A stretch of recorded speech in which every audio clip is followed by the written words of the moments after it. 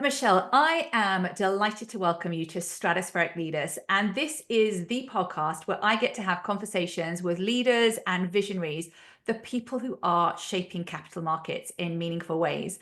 And you're about to step into a new role as CEO of Fnality, having just left the Fed, where you are head of the markets group and a member of the EC.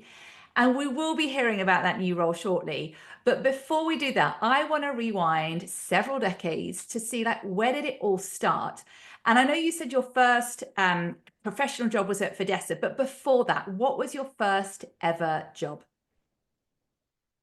Well, so my dad was an American immigrant, well, an Austrian immigrant who came to America. So I am partly first generation American, and I used to watch him, trying to be an entrepreneur in America, having kind of come here as a young man. And I started, believe it or not, stuffing handbags for him at his factory at the age of 12. It was a sort of relatively small outfit, but he manufactured handbags for the fashion industry. And I used to go into work with him on vacations and summers and stuff handbags and speak to all the people in the factory, the ladies who did stitching and people who did gluing and people who did metal work. And I just obviously sort of found it so interesting and was always in awe of how much people loved my dad.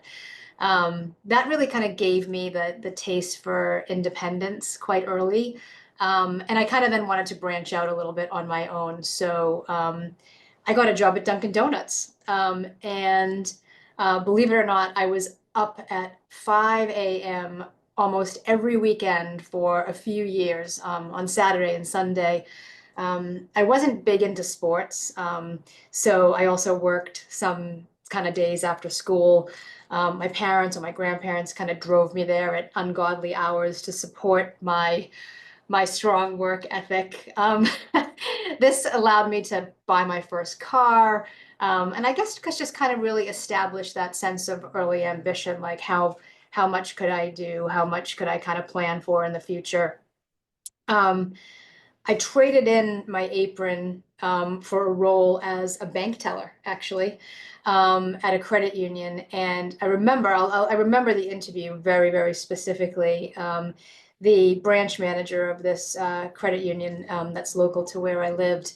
Her name was Sandy. I can't remember her last name, but she was very, very smart and very, very kind of well presented. And she said, "Why do you want to do this?" And I said, "Because I really want to acquire as many skills as I can now so that I can offer those to my future employers." And she's like, "That's very smart." And she gave me the job. And so I went on to, basically be a bank teller at the window at the drive-in. I had a few hairy occasions trying to balance my draw. The rule of thumb was if you actually had an error balancing your drawer and it was like, I don't know, 57.26, then you probably, forgot to give somebody 26 cents or $3.26 or something. Like you could find an error like that. If you were short like $100 or $20, then you had some bills that stuck together and that was like impossible to find. So it was fun, but sometimes hairy. And then I actually applied for a job in the mortgage department at the kind of head office, which was kind of also quite local. And I was a payoff and discharge clerk. So this was all while I was a student. I was in high school still, so I hadn't graduated high school. That was quite fun, just kind of one of the things that sticks with me about that now is that I was actually discharging these mortgages that were like 16 and 17% interest rates that were kind of struck in the early 80s. So actually when you kind of parlay that into my kind of 3 years in a role as a central banker where obviously the dual mandate is about sort of price stability and inflation and kind of full employment. To think that there was actually a time in my life where people were paying 16 or 17% for mortgage rates when we think that sort of 4 or 5, 6% is extraordinarily high. It's just kind of an interesting kind of tie back kind of to the start to where I kind of came in the end.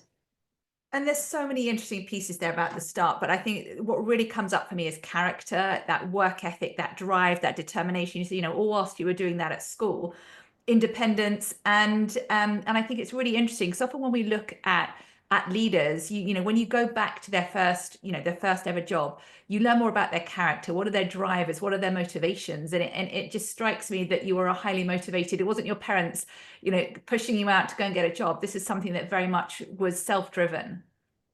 I think so. Yeah, I mean, there was a time, and not that there's anything kind of wrong with it at all, but I remember telling my mom that I was not going to go to college. I was going to be a hairdresser, and I was going to go to the local vocational technical school.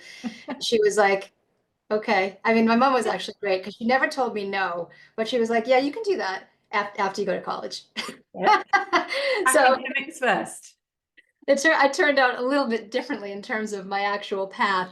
Yeah, I think there's something to be learned from how she kind of handled things like that, because you don't actually discourage somebody from what they think they want to do. You sort of divert them and sort of see where it turns out from there. And you like to think hopefully they then make the right choices. Yes, indeed. But I said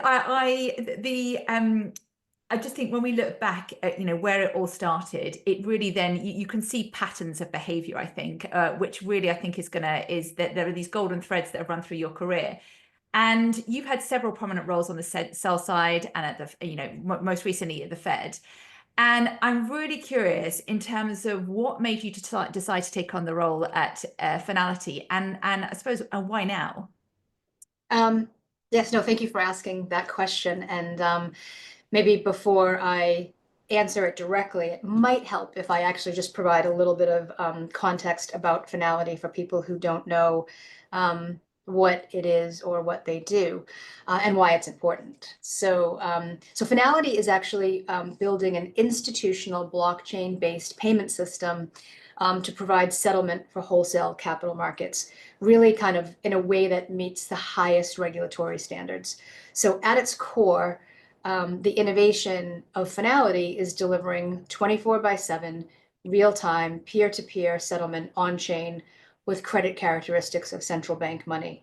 And so if you think about all of the kind of recent noise going on about digital assets in the US and executive orders related to that, you kind of think about, well, what's important about what Finality is doing and what is important about this sort of central bank backed kind of underpinning that is fundamental to the platform. And I think maybe a few things. You know, first of all, central bank money credit quality is critical for wholesale payments for things like real-time balance sheet optimization and liquidity management, reducing multiple types of risk like settlement risk, counterparty risk, replacement risk, empowering institutional tokenized asset markets with an institutional grade means of payment on chain.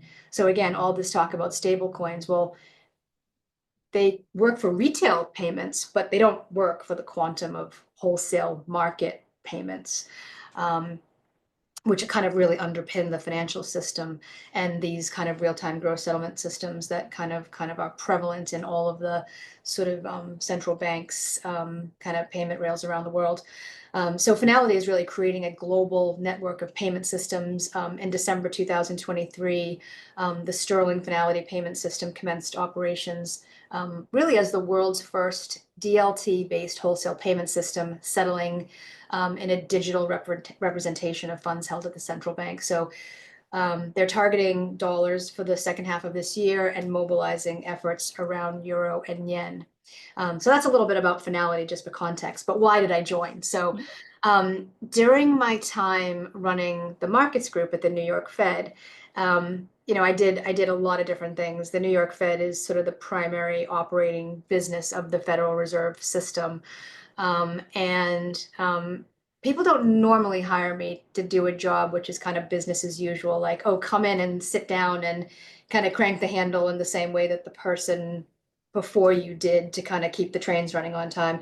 People normally want me to do something hard, like we need to do a transformation related to people, processes, and platforms. And that was really kind of the strategic and initiative-based element of my time at the Fed. But I also obviously had a bird's eye view and was able to kind of contribute together with the team and the markets group, just around obviously the kind of business as usual aspects of monetary policy implementation and treasury issuance and supporting kind of the needs of other central banks that have dollars at the Fed and the different things that they need to do. But I would say that one of the things, when I first joined the Fed, it's like, I'm here to do this really important job and make a contribution to something that makes the lives of American people and businesses better. And I always wanted to do more in the ways of contributing. I've always had busy jobs, a young family, and my time at the Fed was really a way that I could do those things, but in a way which is authentically me, i.e., I'm contributing where my domain expertise, experience, and kind of motivation really matters and moving things forward. But so I kind of developed this profound sense of mission, really. And quite simply, I knew that I would go back to the private sector. And that was, a discussion that I had with John Williams, who's the CEO of the New York Fed and the vice chairman of the FOMC. We talked about that, there would be kind of a body of work to execute on, and that I would likely go back to the private sector to continue my career. And maybe I had, one more important thing in me. And so when the Fnality opportunity came along, I knew it had a really compelling global mission that really kind of ticked all the boxes for me in terms of, again, where I could take my career next, but where I could also make a contribution. So I believe that Fnality's mission is very compelling, and I kind of describe it in a way which is this once in a generation FMI, financial market infrastructure, creating the next generation of payment rails for the digital age. So if everything kind of comes together in the right way, Fnality really will be the backbone of an internet of money. And to me, that is like a huge global mission, and one that I'm very proud to have been entrusted with. The words that really are coming up for me are mission-led, impact, that contribution that you spoke to. I can really feel it as you speak to the role that you're taking on. And what most excites you about this new seat? Again, really the opportunity to help move the kind of key foundations of the banking system into a digital age, but in a way which is, preserving the financial stability that's really important about how markets work. We need to be able to embrace and move forward innovation and kind of foster a transition of sort of TradFi markets to DeFi markets. But I believe that that needs to be done in a way which is within a regulatory framework and perimeter that maintains financial stability. Fnality does that.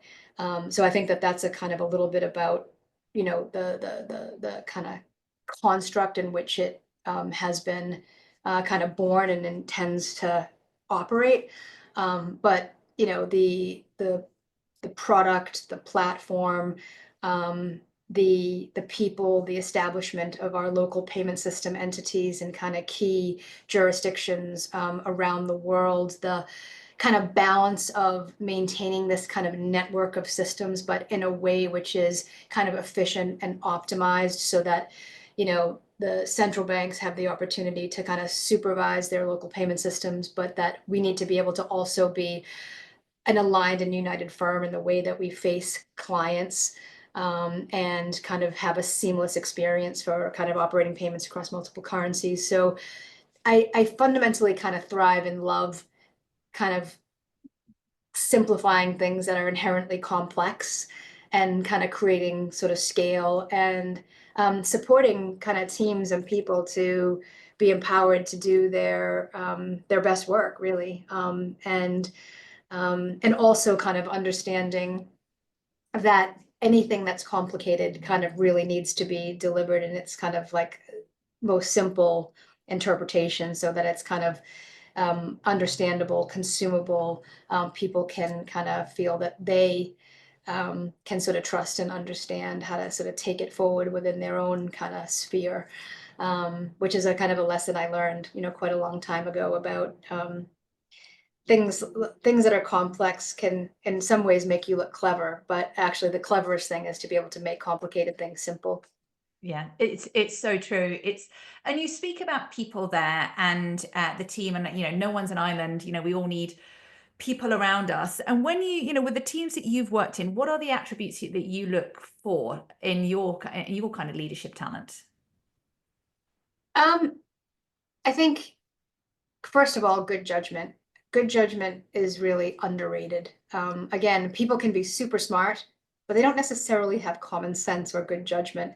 And that's really important when you're sort of trusting and empowering people.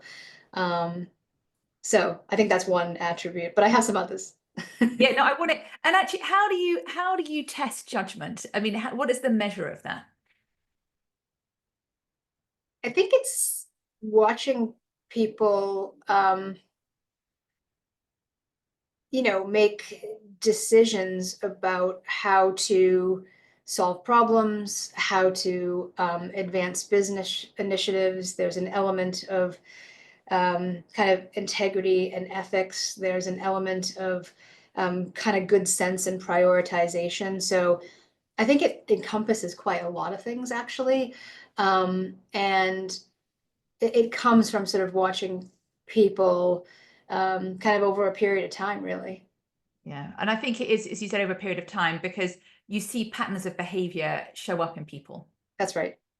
And okay, so good judgment. So okay, attributes that define good leader, good that are, I suppose, key attributes that you look for in people. So good judgment. What else comes up? I think a willingness to be mutually accountable to a team with a common goal. Um, you know, Obviously collaboration is probably an overused word, but I do think this kind of concept of mutual accountability is really important. It's like kind of people knowing what their role is and keeping their eye on the ball around kind of their responsibilities, but also being willing and able and having the aptitude to kind of pitch in kind of on a broader kind of platform of kind of needs.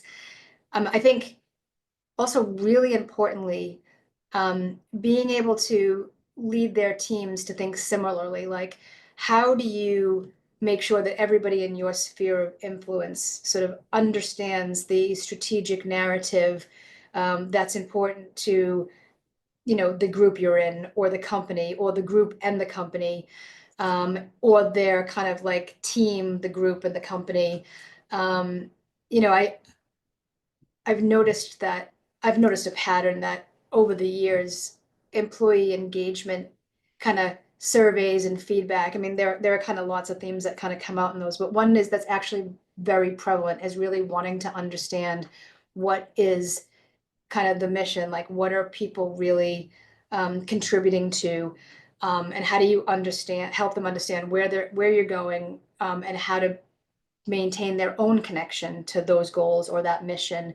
Because I think when you have that type of engagement, it's a key measure of satisfaction for people because they understand like how the work that they're doing kind of contributes to kind of the overall sort of company objectives or the objectives of the group, or kind of whatever level you're measuring that at. And I think that common goal, that shared understanding of the mission is so critical. And I think it's people understanding the why. Yeah, it's the why are we driving towards that? And I read something recently about the importance of that common goal, and it said that if you're going on a flight from New York to London and you're 1 degree off course, you'll end up in Paris. So, it can be, hence the importance of clarity, shared understanding, because that 1 degree of difference, we may think, well, it doesn't matter. But actually, trying to get them from Paris to London is time, it's effort, it's energy. And it is really interesting where leaders, I think they have to be the chief repetition officer, that CRO of, you can't just say the goal once. You've got to say it over and over again, because people sometimes take time to process, or they're kind of multitasking in their heads. So it's the importance of that reiteration. This is the goal. This is the mission. This is the why. To ensure that people really kind of get it, that they're invested, and that they understand, what's driving that mission.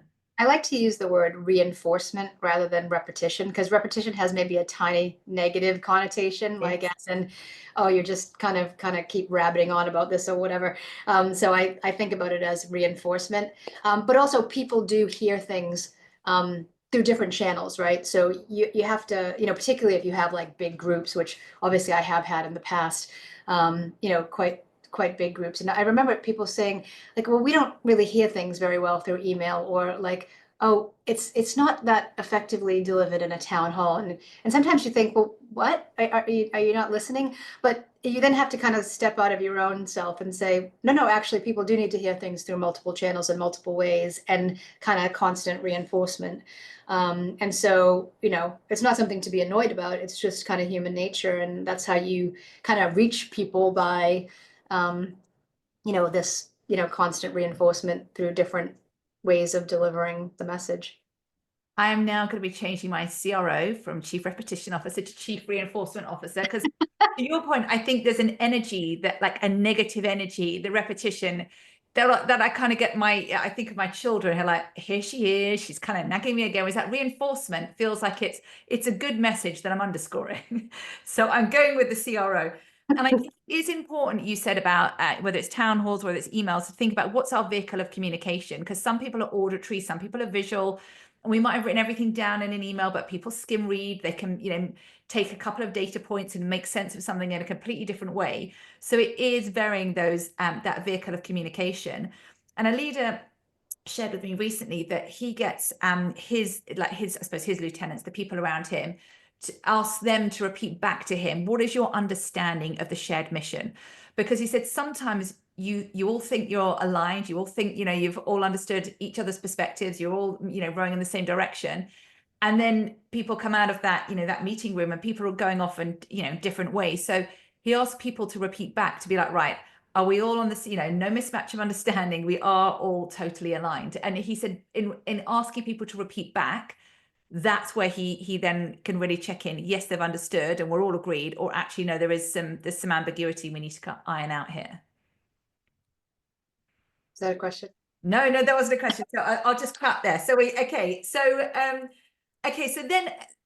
so we've looked at some of the attributes that define leadership talent, and we talked earlier. I mean, you mentioned mortgage rates, which were, I think you said 16 or 17%. So I think we can all agree that things change very significantly over time. And when we look at the current backdrop, the world is moving fast, and it's turbulent times. We live in that VUCA world, which is defined by volatility, uncertainty, complexity, and ambiguity.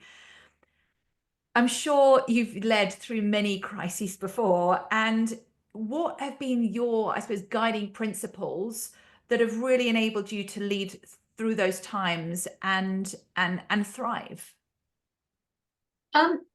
So I think you have to keep a cool head and a balanced perspective in a crisis, and kind of remember that your role is to serve others in kind of how you and they need to work through those challenges.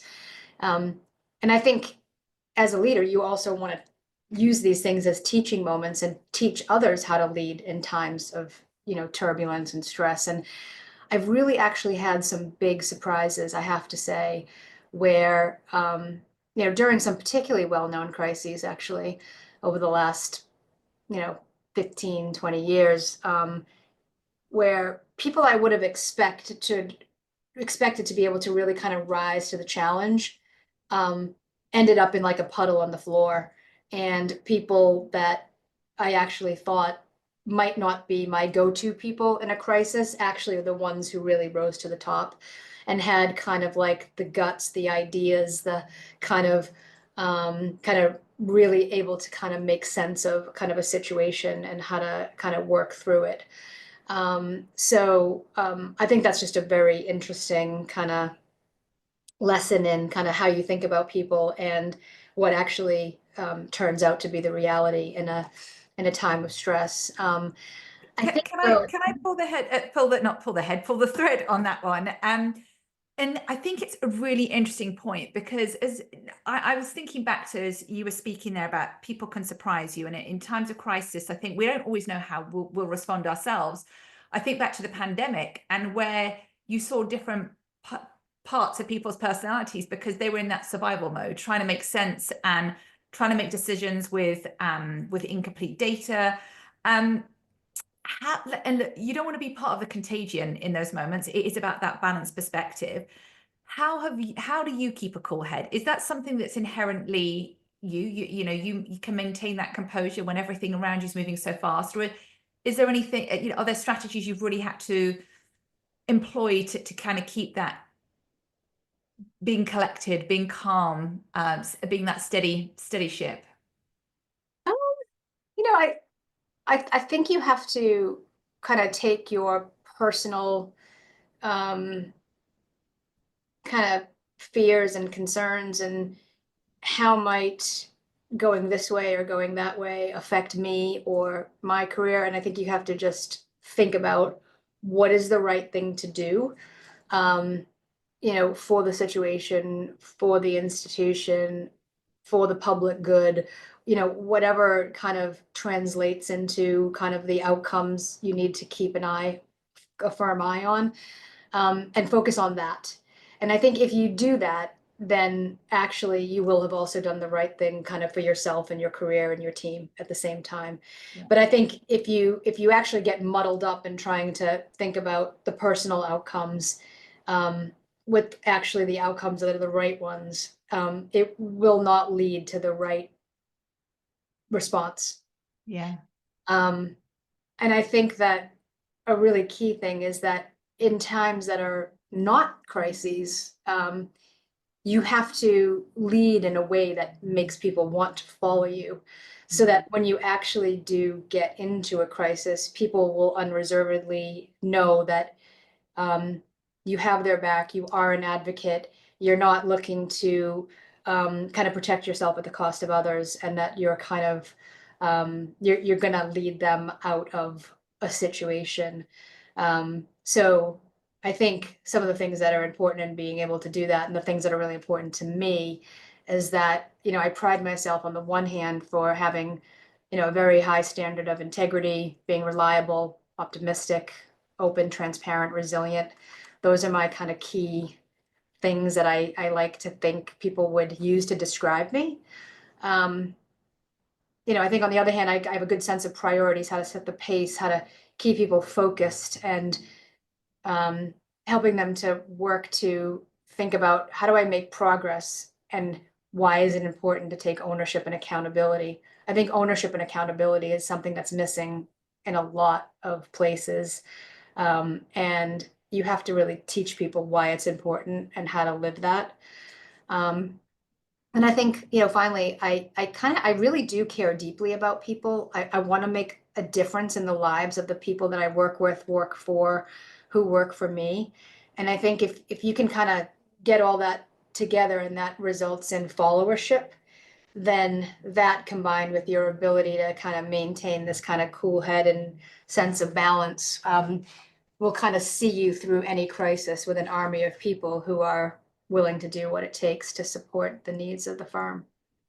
The word trust comes up for me. It's in, for followership. It's and that trust is earned, isn't it? It's by being consistent, saying what doing what you say, saying what you'll do, and that's built up over time.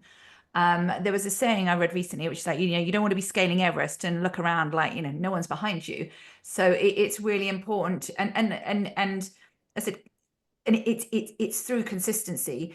And you said at the beginning about, when it is in times of crisis, and what I wrote down there is, what is the problems I'm solving for? It's slowing things down, but not going slowly, but it's just not trying to kind of go at record pace, but like, right, just to slow things down, because I think to slow things down, it's an enabler to go faster, just to be like, right, who are the team I need around me? What is the problem we're solving for? What are the actions we need to take? in order that it's thoughtful, it's deliberate, there's that it's an intentional plan going forward.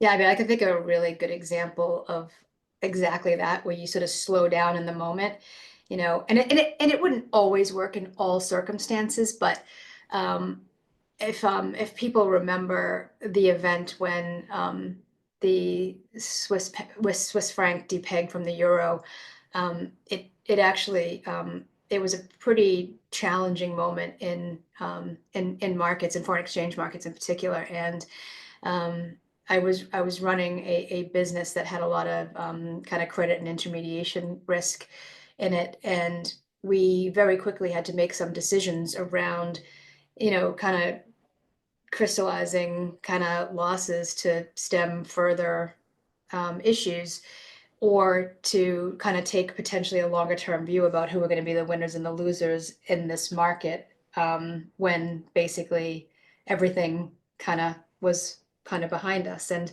so we took some steps to kind of hedge our risk, and then really kind of think about that kind of future landscape, and actually went to our board and said, actually, we think rather than kind of closing out these certain clients and putting them out of business, that we should actually take a different approach. And we got support to do that, and it turned out really well. Actually, they prospered, we prospered. We made a very significant P&L savings as a result of taking that approach. And there was definitely risk inherent in doing that. It might not have worked out, but Yeah. we stopped and thought about what we could do. Now, not every situation will give you the luxury of doing that. It was just that this was the type of a situation where we could, and we did, and it kind of worked out. So I think if you can take the time to kind of think rather than just react, you've always got to stem your losses like pretty much immediately. But it's about how you do that and kind of what steps you take, can actually result in a very different outcome. It's true. And you said the word react. And I think there's a difference between a knee-jerk reaction and considered response. The knee-jerk reaction is emotional led. It's, you're kind of on autopilot, whereas that response is, even if it's we're taking a beat for like 10 seconds just to be like, right, what is needed of me in this moment? How do I need to step up as a leader? But it's that power and the pause. And to your point, it's sometimes you don't have the luxury of time, but even if it's a micro pause, just to bring yourself back to center, to be like, what are the questions I'm asking myself now, in order that you can move with intentionality. And when you were speaking, I had the image of an arrow, which a bow and arrow, which is sometimes it's the pulling back, which is kind of just the stepping back that allows you to propel at pace. Mm-hmm. And in times of crisis, chaos, volatility, the world that we are living in turbulent times. And it means that, we're making decisions sometimes often with incomplete data. And there will be mistakes, there will be failures, it's part of failures are part of the journey. How, and some people people sometimes want to avoid failure, but it's like, you can't have successes at every moment along the way, and it's what you learn from those failures. What's your relationship to failure? Um, well, I think for organizations to be able to benefit from innovation, you have to have a tolerance and a culture around failure, and how to support failure, and how to, it sounds a bit cliche, how to, in a way, celebrate failure. So I think, you learn lessons, you feed it into the learnings, you course correct. And I think as long as the context in a situation of failure is underpinned by, ethical standards and integrity, of course, that there's room for that. And so getting people to recognize the importance of declaring failure rather than persisting with a failing or failed initiative, it takes leadership, it takes confidence, it takes supporting people that actually making that sort of declaration is a really important skill. Declaring failure is counter to human nature, but it is necessary to support innovation and grow, because you don't necessarily have room for lots of like sustained failure, but you probably have rooms to kind of ideate and fail and try again and course correct. And, so I think you have to kind of teach people that it's okay to say, this isn't going to work, and so we're going to call it a day, or we're going to pivot. We're constantly scanning, taking kind of changes in internal or external circumstances and kind of adjusting, kind of having this kind of run through the wall at any cost, to get to an outcome that might still be failure, but will have cost multiples of what it would have been if you sort of took action when you sort of first recognized the initial signs. I think is, like I said, I think it's an important skill. It's interesting because I look at my children, they're 14 and 12, and to be fair, they're beginning now to want to avoid failure, but certainly up until probably they were 10 or 11, they were like, there's no fear of failure. It's like there's that bounce back ability. It makes me think of a weeble, the weebles wobble and they don't fall over, they come back to center. It's like, you know what, I failed, I'm just going to try again. And it's interesting, isn't it, as sometimes as we get adults, we want to avoid it at all costs. But to your point, innovation, if Edison, who I can't remember, there were thousands of attempts to make the light bulb, Dyson with the Hoover, but they didn't see it as failure. They're like, that's iterative. That is, the journey towards creating the product. But we want it, it's in, I feel that I see a lot of people wanting to avoid it. And with fear, there's an acronym, which is false evidence appearing real. I'm worried, what if it goes wrong? What if I mess up? So that, we're great Oscar winning story writers. Or fear is feel everything and rise, like feel it, go for it. And it's Einstein said, making the same mistake twice and expecting a different outcome, like that's insanity. So it's not that, but it is, you shared earlier about the importance of teaching moments. Like if there's a failure, what can we learn? How will we take this, course correct, then course correct, but how can we take this learning going forward? Yep. No, exactly. It's all teaching moments, because you have to teach the next generation to be able to, there'll be future crises, there'll be future challenges, and so without modeling the right behavior, Yeah. they might not know how to respond. And helping them with resiliency, because I look at my children, I think I probably sugarcoat them, but they're not as resilient as they need to be. And you need to be resilient in today's world. And when I think about today's world, the demands, well, the busyness, the intensity, the pressure, the demands are greater than I think they've ever been, because those technological advancements are extraordinary, brilliant, and it means we can find ourselves on 24/7. Our stakeholders are typically on 24/7. So it does require stamina. It does require sustainability in the seat. How have you created that for yourself? Oh God, I sometimes wonder that too. I mean, I've been all over the world in the past sort of 5 days, and I actually feel it's Friday. I feel very quite chipper actually. I was awake at 3:30. I knew we were doing this at 7 a.m. So I was like, got myself right up and got ready rather than lying there. I don't know. I think that stamina is actually motivation in disguise. Um, when you're motivated, I think your stamina is almost unlimited.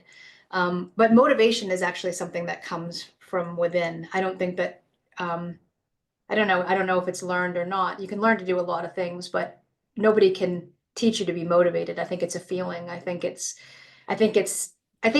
you sort of get it by sort of like an osmosis type of effect from others, because you see that others that are ambitious and successful are fundamentally motivated, and it kind of creates a motivation in you. Um, and I think that stamina to be sustainable can't be like adrenaline fueled, because that's just fight or flight, and you'll peter out at some stage. So I think it's really sort of, I think it's motivation, and it's kind of loving what you do.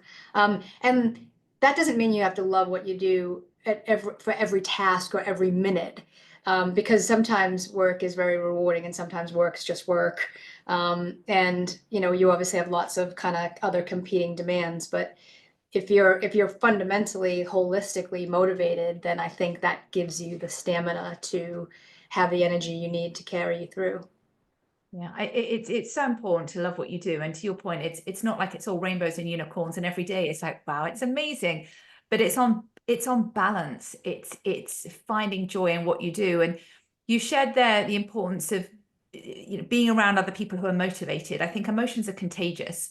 And they do say, we become it's a combination of the 5 people we surround ourselves with. So who we surround ourselves with, that really influences our mood, our behavior, our goals, our ambitions. And so there is something to be really, really thoughtful around, who we surround ourselves with. And what was the other piece that you said there that really struck me? And if it's important, it will come back to me. But I think it's making sure that's what it was about. We all have an energy tank, and I think of it as like an energy bank account, and we can love what we do, and it's still those energetic debits are coming out of that bank account. So it's making sure we put credits in as well. And also to recognize, I always think of my energy as like a fuel gauge, and to recognize, when is the tank kind of, going to a quarter to, to nearly empty, because you don't want to find yourself running on vapor or fumes, which is the adrenaline piece that you mentioned. And yet we can easily find ourselves bumping up against that. So there's something there about self-awareness to recognize, where am I entering that place of diminishing returns? Yeah, for sure. How do you know when you're entering that place? Is it just you see, my children are normally my best. They tell me how impatient and shouty I become, but how do you know when you're getting into that place? Exactly that. It's so funny that you mentioned that because I find that when I'm probably subliminally more worried about something than might appear or whatever. I think I become the shouty mummy, and I hate being that person. So I take it really hard when I do that because I feel terrible. But we are human, and it does happen from time to time, and even the kids kind of understand that. So. My son, one of them said to me the other day, "Why have you got so many snakes on your forehead?" And I was like, "They're just lines. I am growing all gracefully." But that was like, I'm clearly frowning more than I should be. But children are truth tellers, and we all need truth tellers in our trusted tribe, who will give us the unvarnished truth. 100%. And when I think about stamina and sustainability, it does make me think about time. And there are so many, as a leader, there are so many competing demands for your time and your attention. And it can be really hard because sometimes the demands of us are outstripped by our capacity. How do you protect your time to focus on the things that matter? I guess that can be measured in a couple of different dimensions. So, tactically, I'm really terrible at saying no. Um, I think if you've ever sort of tried to get time from somebody who's just sort of perpetually unavailable or not approachable, I don't want to be that person. I want to be supportive. I want to be accessible. Um, Sometimes I take on more than I should. People try to protect me from myself, but I'll say, no, no, no, no, no, no, I want to be accessible. So this could be in a professional or personal context. I never really regret it because I'm always happy when I've spent time with someone that maybe at first blush I wouldn't have had time to fit in. Um, I think, I also feel that I have to make up for not being able to sort of sometimes take the lead in, I don't know, things at my kids' school or with the PTO. And I think about myself as like wanting to be involved in these things. And so I will like double down, volunteer for something. Then I have to like pull out all the stops to actually deliver. And obviously, of course, I do because I have a very, like letting people down is like a total no-no for me. But then I think about, oh, how do I reflect and I think, how can I contribute in a way which is authentically me, but practical for all involved? And so I do repeat this cycle over and over. So maybe it's one that I'm not really learning. But I would say, like, on the flip side, strategically, I'm pretty ruthless about being like focused. So prioritizing, protecting the bandwidth of people to kind of get their most important work done. And also to kind of do the same with precious commodities like financial resources, operational resources, whatever they might be. So I try to sort of protect kind of time and resource in one sense and think I'm reasonably good at it. I think at a personal level, I probably don't, I probably haven't perfected that yet. I remember my own, well, a great friend said to me that no is a choice, yes is a magnitude of commitment. And I was like, damn it, you're right. Like, no is a choice. And I think inherently, don't know if this speaks to you, but I have this people pleasing. I want to help people. I want to Yeah. support people. And but I was introduced to the concept of being self-ist versus selfish. And self-ist means it's recognizing what do we need to be able to do our jobs, and not just our jobs, but what do we need for ourselves? And that often, we need to be resourced and we need to be nourished. And if we spread ourselves like peanut butter on toast, really thinly, we can't give from an overflowing cup. So it was about recognizing boundaries can be like elastic, or they can be more wooden fences, and we it's flexing that, saying no, so it can flow more naturally off the tongue. So that is and so time, I think the key piece here is you said the word protect your time. No one's going to do that for us. That is something that we have to really take agency for. And you said the word priorities as well, because I think it's protecting our time and knowing what matters. Because you said, it's about focusing on the things that matter. And to pivot from prioritization and time here, you've had, and I don't know how, I was gonna say several decades, I don't but several decades as a leader in the industry. What is one thing no one warned you about? Um, I think that it's actually lonelier than you would expect. I still think of myself, you know, as I would have done, 20 years ago, where I had, more peers and colleagues, and I was invited to everything and very socially interactive, and, maybe the life of the party sometimes. And I think sometimes in leadership roles, although you consider yourself to be like one of the people, they don't necessarily think of you that way. So that obviously is really important in terms of like people are always watching you. Mm. So that how you model behaviors, I think is obviously really important because people they see everything that you do. But obviously, everybody wants to belong and everybody wants to take part and be at the party. So I think, obviously I have my own personal desire of wanting to be liked and so I try to ensure that's kind of goes back to this point about like trying to be available, not intimidating and it kind of going back to this kind of, demonstrating kind of why people want to be led by me. Because I think, you want people to, think that you're decent, but that also like you have the right kind of decision making kind of acumen to like make their efforts ultimately be successful, right? So yeah, I mean, I think it really is about the fact that you're kind of a little bit on a different plane, and so it's trying to kind of fit in a way which is um, kind of optimal. But yeah, that would be my big thing. I struggle with that a little bit. And you mentioned the word loneliness, and I think there's a difference, isn't there, between being alone and feeling alone, because often as leaders there's many people around them, there's teams, vast swathes of teams, and yet it's in that seat it can feel very isolating, and it's a seat that has scrutiny. Everyone's has a judgment, and you can be misrepresented or mischaracterized. You say a word in a town hall that someone interprets it in a different way, and we live in a world now of devices that capture everything, so a lot of what we do or say is evergreen.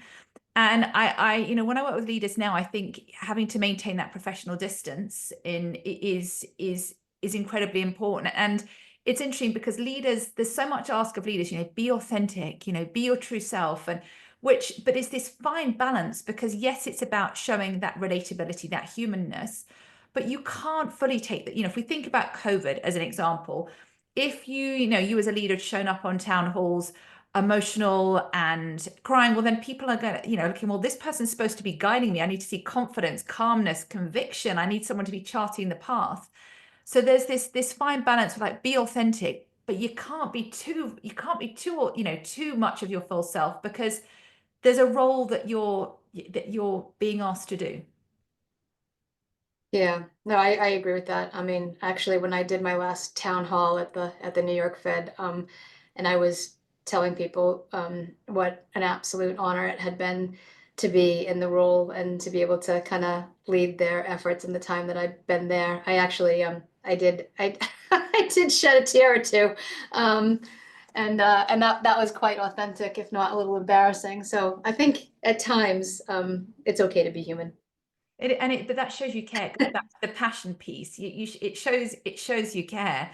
And you mentioned you have two children, and it says, what are the lessons you want to gift them, or what is a lesson you gift your younger self, knowing what you know now?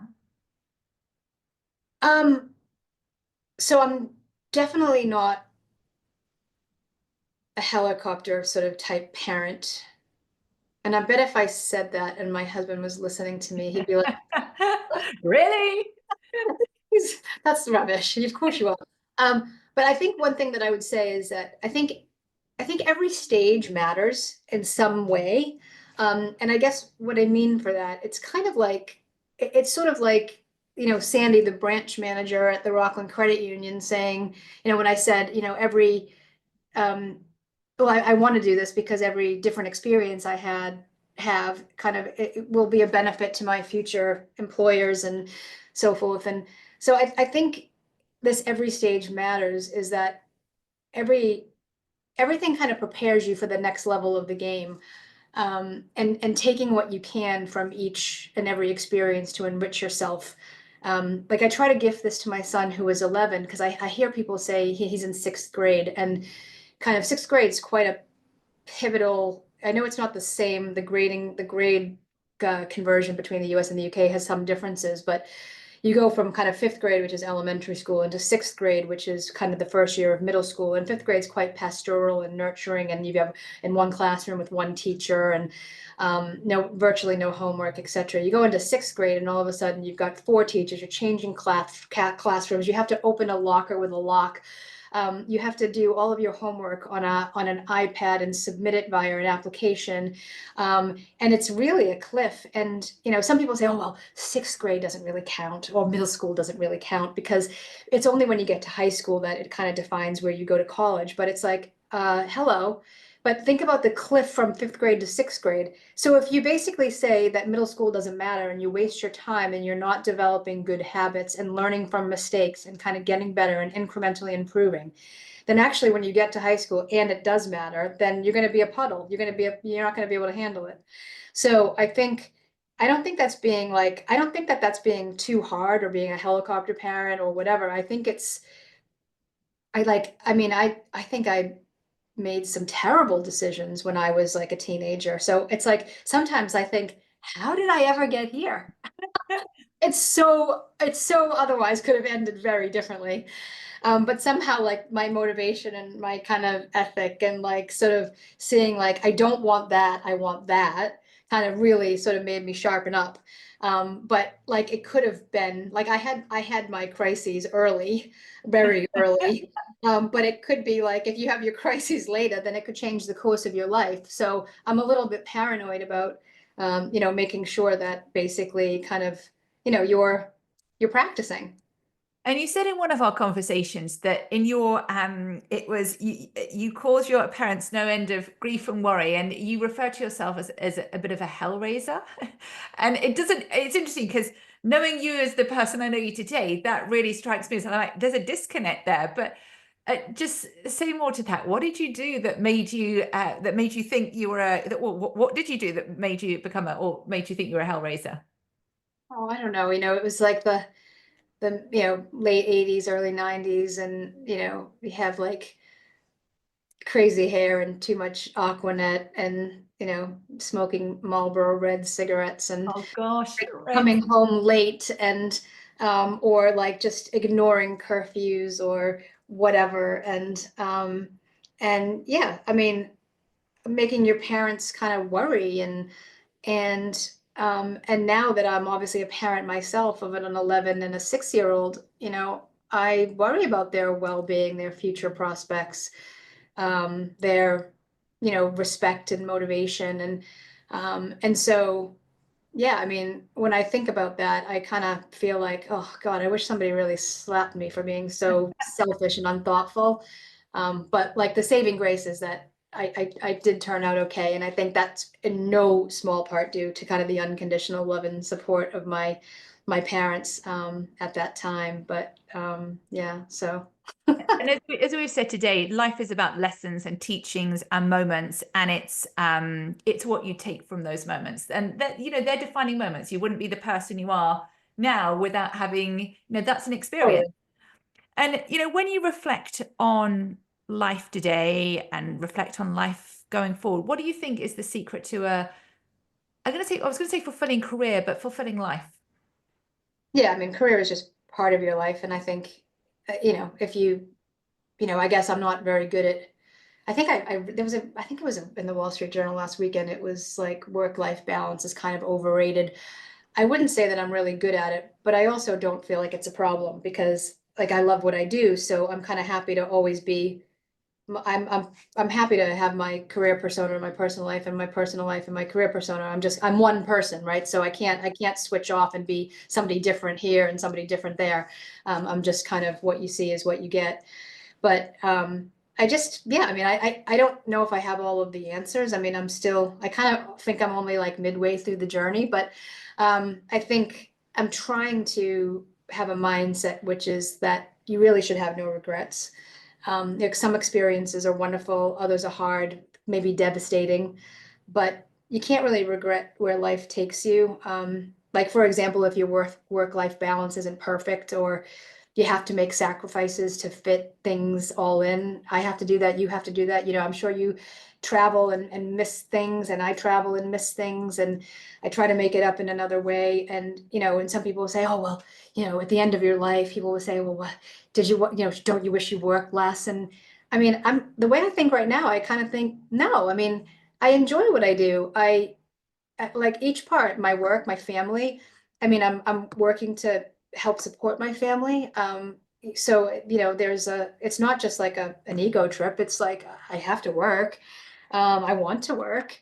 And I want to make a difference in the lives of everyone that, as I said before, that I'm responsible to or is responsible to me. And so, and I think the other thing that maybe is a bit cliche, but I was actually talking to somebody about somebody that we both know, because I was saying, oh, I'm doing this podcast with Georgie tomorrow morning, and I don't know if I feel qualified to answer this question. And I think the other part is they reminded me that, it's kind of not about the ultimate destination, but it's kind of like you might reach where you think you want to go, or you might not. But if you're always constantly like having everything on hold, or if your happiness is on hold, like, oh, I'll be happy when this happens, or I'll be fulfilled when this happens, or I would have like achieved something when I get there. Like you just have to enjoy more things along the way. And I think a lot of people would say that, but I actually think it's really true. So It is. It is so interesting when I work with, especially entrepreneurs, that it's all about the journey. They get to their goal, and their next thing is the next big audacious goal, and it is about enjoying the journey and having no regret risk. I think that's really important. And sometimes when I find myself ruminating on things, I'm like, will this matter 2 days, 2 weeks, 2 months, 2 years from now? And that is normally a healthy perspective of like, no, just let it go. Just just live life for now, enjoy the journey, and like you make a difference. So thank you for sharing your time. This has been a true masterclass in leadership excellence. I'm excited to see your new role, the CEO of Fnality, and it's going to be an extraordinary journey. And I look forward to being your cheerleader from the sideline. thank you so much for having me. Pleasure. Let me just stop the recording. There we go.